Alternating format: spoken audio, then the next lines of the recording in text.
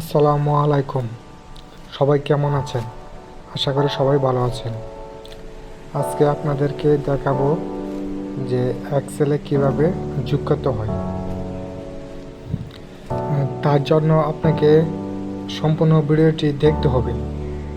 ভিডিওটি স্কিপ করলে আপনারা কিছুই বুঝতে পারবেন না, তাই সম্পূর্ণ ভিডিওটি দেখার অনুরোধ রইল। চলে যাব এক্সেল ফাইলে। চলে আসলাম এক্সেল ফাইলে।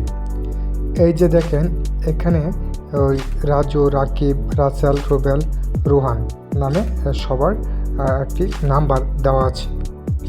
রাজু টোটাল কত পেল, রাকিব টোটাল কত পেল, রাসেল টোটাল কত পেল, রুবেল টোটাল কত পেল, রুহান টোটাল কত পেল, তা আমরা ওই যোগ করব।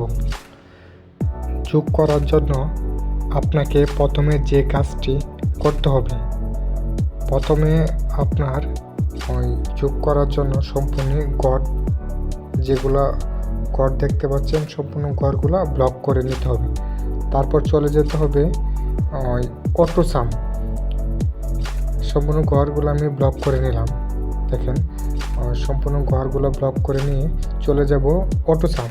এখানে দেখেন লেখা আছে যে অটো সাম। হ্যাঁ, ওই অটো সামে আমি ক্লিক করব।